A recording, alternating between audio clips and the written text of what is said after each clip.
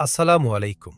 আজ আমি আপনাদের এমন এক মহান মানুষের গল্প শোনাব, যিনি দিনের বেলা অর্ধেক পৃথিবীর শাসন করতেন, কিন্তু রাতের অন্ধকারে লুকিয়ে এক অন্ধ বৃদ্ধার সেবা করতেন। তিনি আর কেউ নন, ইসলামের প্রথম খলিফা হজরত আবু বকর সিদ্দিক রাদিয়াল্লাহু আনহু। চলুন জেনে নিই সেই শিক্ষণীয় ঘটনাটি। হজরত ওমর রাদিয়াল্লাহু আনহু খেয়াল করলেন, আবু বকর রাদিয়াল্লাহু আনহু প্রতিদিন ফজরের নামাজের পর শহরের এক প্রান্তে একটি জীর্ণ কুঁড়ে ঘরে যান এবং কিছুক্ষণ পর সেখান থেকে বেরিয়ে আসেন। ওমর রাদিয়াল্লাহু আনহু মনে মনে ভাবলেন, খলিফা প্রতিদিন এখানে কেন আসেন? রহস্য উদ্ঘাটন করতে একদিন তিনি আবু বকর রাদিয়াল্লাহু আনহু চলে যাওয়ার পর সেই ঘরে ঢুকলেন।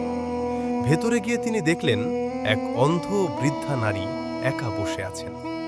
ওমর রাদিয়াল্লাহু আনহু তাকে জিজ্ঞেস করলেন, মা, প্রতিদিন সকালে এক ব্যক্তি আপনার এখানে আসেন, তিনি এসে কি করেন?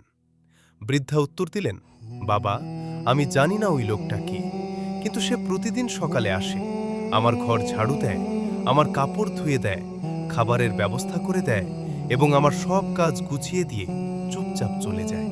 সে আমার সাথে নিজের পরিচয়ও দেয় না। ওমর রাদিয়াল্লাহু আনহু অবাক হয়ে ঘরের চারদিকে তাকালেন। দেখলেন ঘরটি পরিষ্কার পরিচ্ছন্ন এবং বৃদ্ধার প্রয়োজনীয় সব কাজ করা শেষ।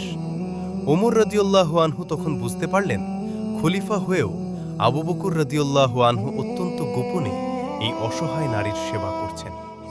এই কথা শুনে হযরত ওমর রাদিয়াল্লাহু আনহু কেঁদে ফেললেন এবং বললেন, হে আবু বকর, আপনি আপনার পরের লোকদের জন্য জান্নাতের পথ কতটা কঠিন করে দিয়ে গেলেন।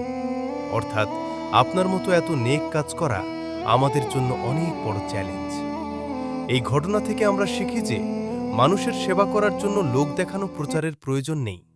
আল্লাহকে খুশি করার জন্য গোপনে করা ছোট আমলও অনেক বড় পুরস্কার এনে দিতে পারে।